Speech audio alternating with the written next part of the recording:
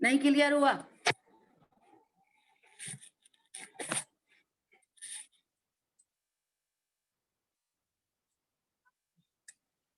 श्रृंगार रस की डेफिनेशन बताओ।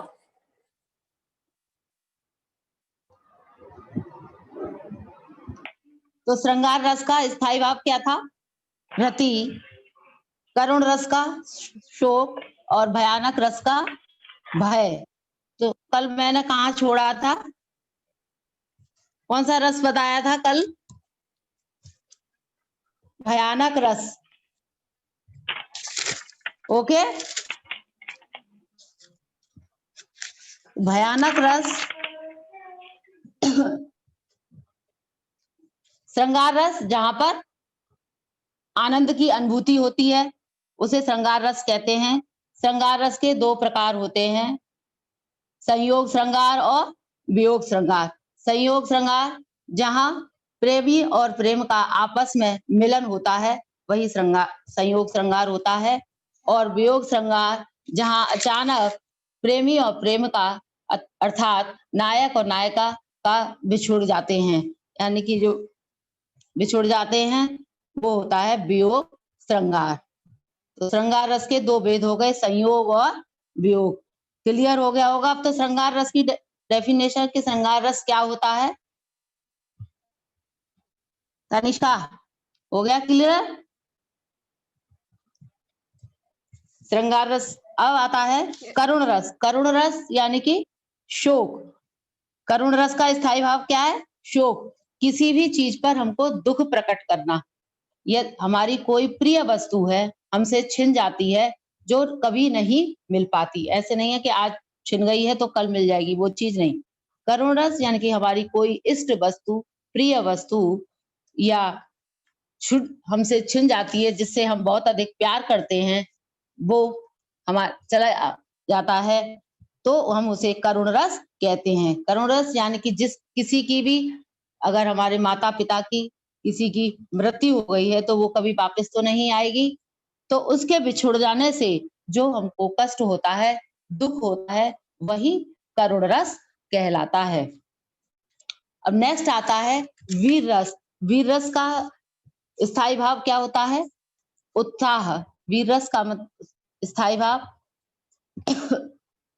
उत्साह, यानी किसी चीज में हम युद्ध में जब जीत कर आते हैं तो हमको जो उत्साह की अनुभूति होती है, जो आनंद मिलता है, उसको हम वीर रस कहते हैं।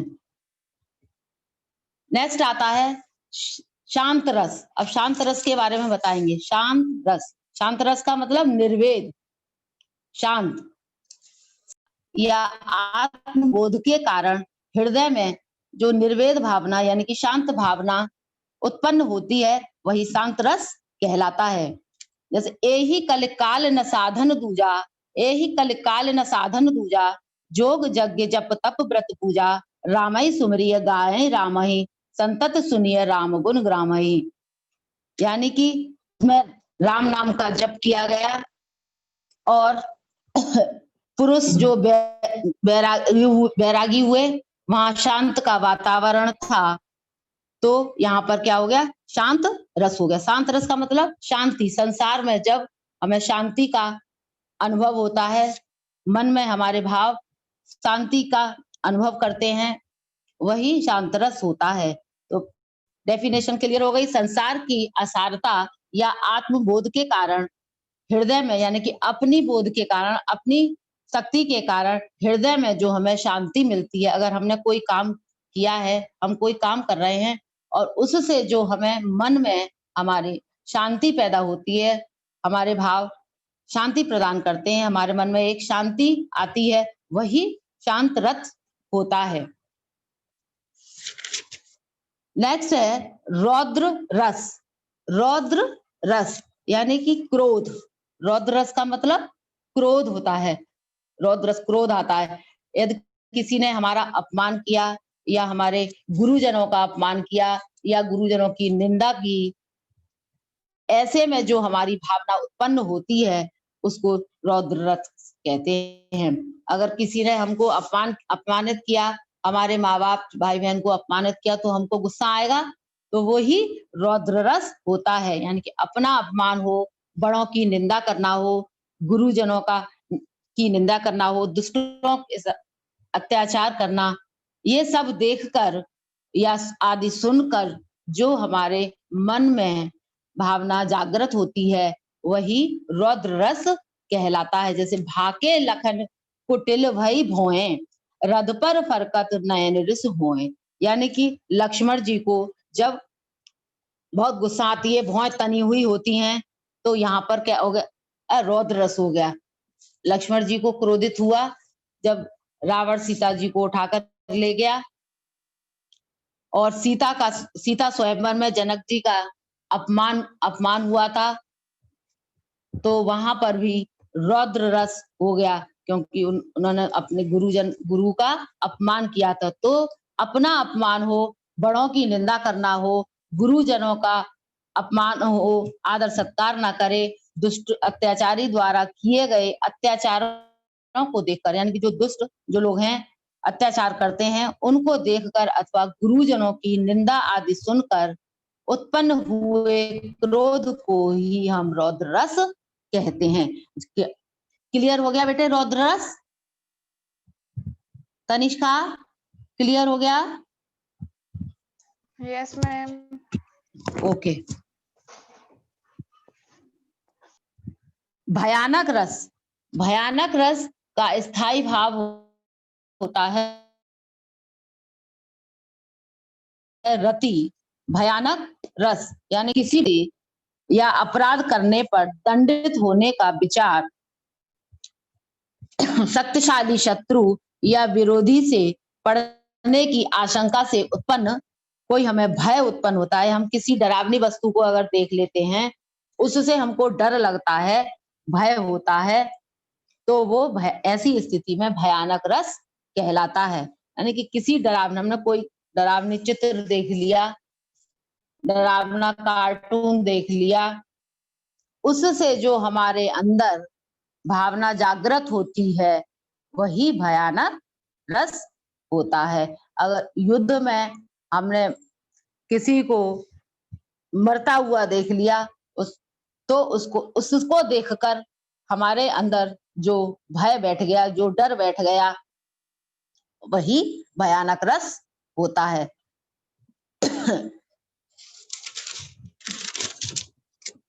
जैसे मणि दीपों के अंधकार में अरे निराशा पूर्ण भविष्य, देव धम्ब के महामेघ में सब कुछ ही बन गया भविष्य। यानी मणि दीपों के अंधकार से, दीपों का अंधकार, जब अंधकार होता है तो दीप जलाए जाते हैं, निराशापूर्ण। और जब अंधेरा होता है तो हमको, भविष्य में अंधेरा होता है तो हमको डर लगता है। भाई जब अंधेरा होगा, अंधेरा हो जाएगा, एकदम से लाइट चली जाएगी, बिल्कुल अंधेरा हो जाएगा, तो कितना डर लगा। तो यही डर हमारा भयानक रस कहलाता है। तो भयानक रस यानी कि किसी डरावनी वस्तु को देखने से या किसी डरावने चित्र को देखकर हमारे अंदर जो अनुभूति होती है, जो भाव प्रकट होते हैं, वही भयानक रस कहलाता है। तो श्रृंगार रस हो गया, करुण रस हो गया, वीर रस हो गया। कितने रस हैं? 9 रस। कितने रस हैं? 9 रस हैं। अब एक रस बचा, विवत्स रस। विवत्स रस यानी कि घृणा। विवत्स रस का मतलब है घृणा। घृणा करना किसी चीज से, हम एक दूसरे से किसी से घृणा करते हैं ना, किसी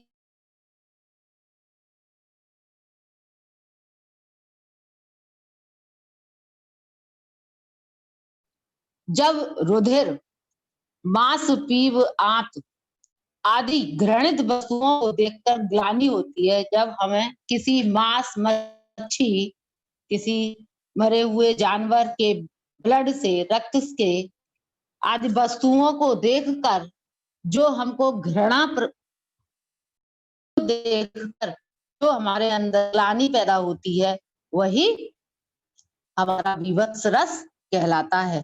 दैट्स क्लियर? विवत्स रस क्लियर हो गया बेटे? यानी कि जिस चीज को देखकर मांस, मच्छी, मदरा, जो दुर्गंध वाली चीज होती हैं जिसमें बदबू आती है, चर्बी, रक्त आदि जो देखकर जिस जिस चीज से हमको ग्लानि होती है, घृणा होती है, उसी को हम विवत्स रस कहते हैं। जैसे फाड़ नखन शव आतड़िन रुधिर मवाद निकार लेपत अपने मुखन पे हरस प्रेत गन नार। जब शमशान में मुर्दे को जलाया जाता है तो उसको देखकर बहुत से लोग ग्लानि करने लगते हैं, रोंगटे खड़े हो जाते हैं, या कोई कहीं थूक देता है, उसमें गंध आती है, उसको देखकर हमको बहुत ग्लानि होती है। हम नाक बंद कर लेते हैं, कहीं किसी ने थूक दिया, मक्खी मच्छर बैठे हैं, रास्ते में चल रहे हैं तो नाक बंद कर लेते हैं, तो ग्लानि हुई हमको। और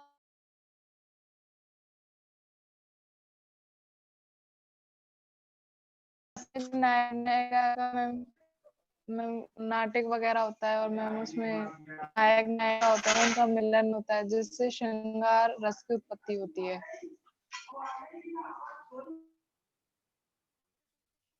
और आगे बोलो, और भी तो चीजें। इसका स्थायी भाव क्या है? मैम इसका स्थायी भाव है रति।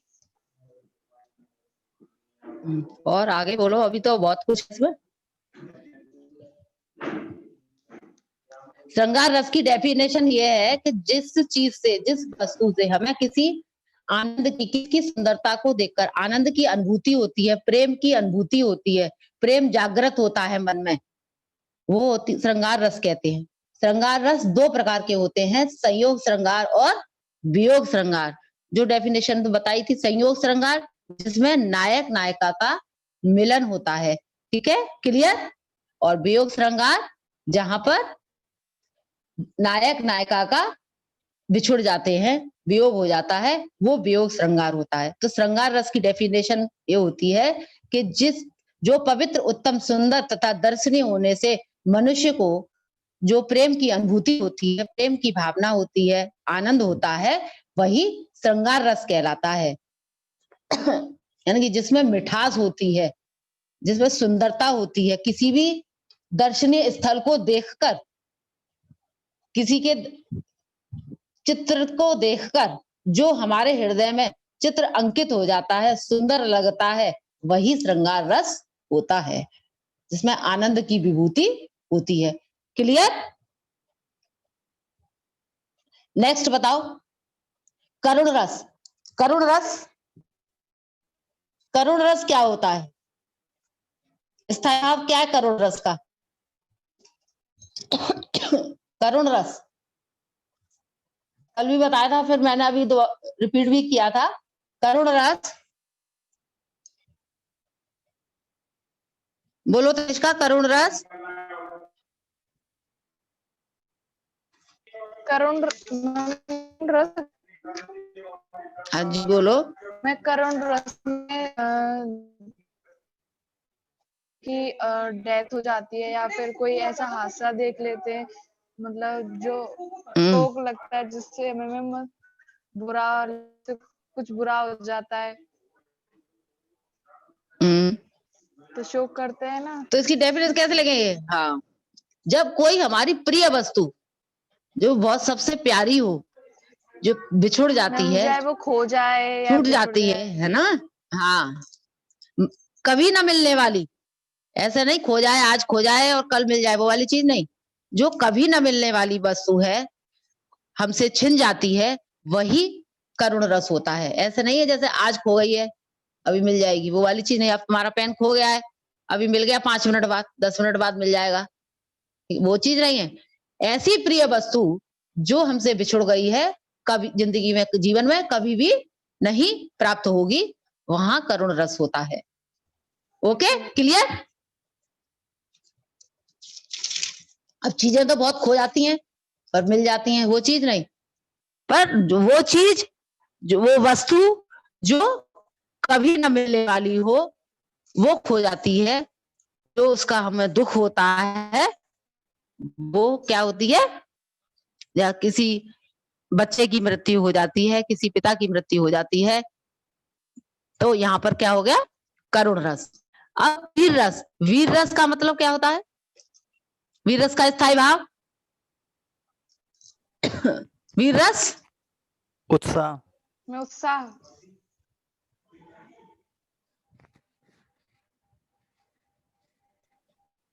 वीर रस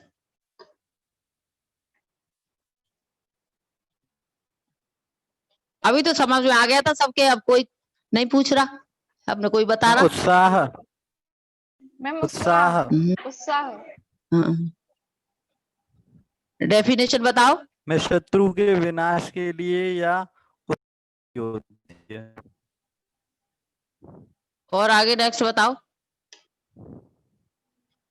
मैं जैसे जगत मैं जैसे मैं बोलो। सत्य कहता हूँ, सखे सुकुमार मत जानो मुझे, यमराज से भी युद्ध में प्रस्तुत सदा मानो मुझे। यहाँ पे जो अभिमन्यु है वो आश्रय हैं, कौरव जिन्होंने चक्रव्यूह की रचना की है वो आलंबन है, और जो चक्रव्यूह की रचना हुई है वो उद्दीपन है, और जो अभिमन्यु के वाक्य हैं वो अनुभाव तथा गर्व और सुख आदि संचारी भाव है। जब ये सब मिल जाते हैं तो इनसे वीर रस की निष्पत्ति होती है।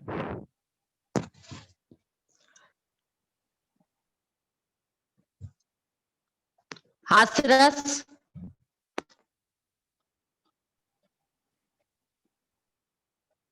तो सबको क्लियर हो गए रस, किसी को कुछ नहीं पूछ रहा इसमें, रस क्लियर हो गए अब तो पूरे 9 रस। ओके एवरीवन,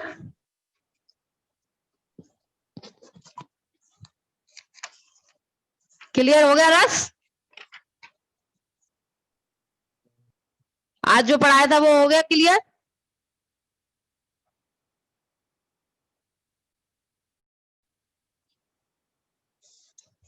बोलो बोलो बेटा, क्लियर हो गया। Yes ma'am. Ashwini, Nitin, clear. Yes ma'am. Clear हो गया, ओके।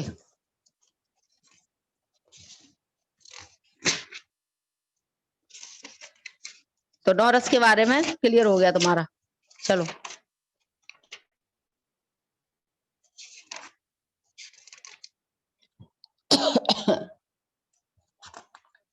बेटा बादशाह हो गए क्या, बादशाह? Yes ma'am. अच्छा, पद परिचय,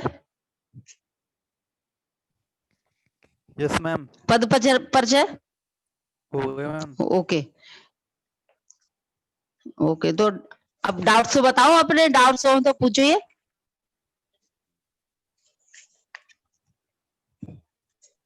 पद परिचय दोबारा से करा दीजिए। हाँ जी, पद परिचय दोबारा से बोलो। पद परिचय ओके।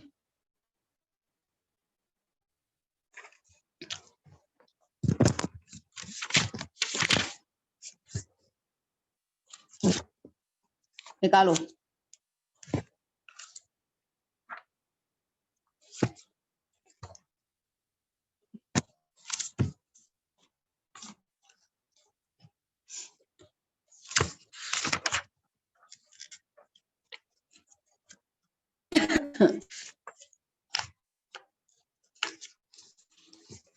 पद परिचय,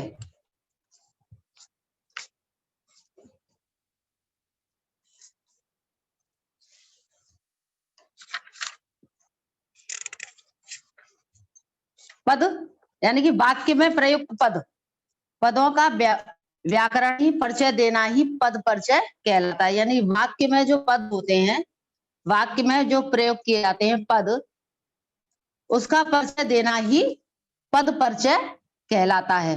यानी और व्याकरण में जो पद होते हैं वो 2 प्रकार के होते हैं, विकारी और अविकारी। पद वाक्य में जो पद प्रयोग किए जाते हैं, जो परिचय देता है व्याकरण में, वही पद परिचय कहलाता है।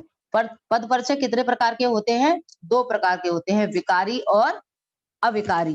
विकारी और अविकारी। विकारी का मतलब होता है ऐसे शब्द जो लिंग, वचन और कारक, वाच्य, काल आदि के कारण परिवर्तित होते रहते हैं। यानी कि ऐसे शब्द जो शब्द होते हैं लिंग के द्वारा, वचन के द्वारा, कारक के द्वारा बदलते रहते हैं, अर्थात लिंग, वचन, कारक आदि के कारण जब उनका रूप बदल जाता है, उसी को हम विकारी शब्द कहते हैं।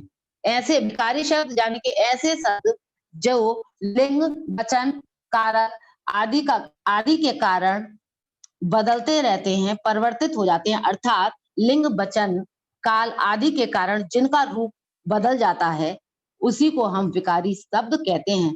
संज्ञा, सर्वनाम, विशेषण और क्रिया में विकारी शब्द होते हैं। तो विकारी शब्द हो गया कि जो शब्द होते हैं, ऐसे शब्द जिसमें लिंग होता है, वचन, लिंग, वचन, कारक यानी कि जानते हो कर्ता ने, कर्म को, करण से, कर्म को, ये सब क्या होते हैं? कारक होते हैं। लिंग, स्त्रीलिंग, पुल्लिंग, नपुंसकलिंग, वचन, एक वचन और बहुवचन। ऐसे शब्द जो लिंग, वचन, कारक, वाच्य, काल आदि के कारण परिवर्तित हो जाते हैं, अर्थात लिंग, वचन, कारक, काल आदि के कारण जिनका रूप बदल जाता या परिवर्तित हो जाते हैं या उनके कारण उनका रूप बदल जाता है, वह विकारी शब्द कहलाते हैं।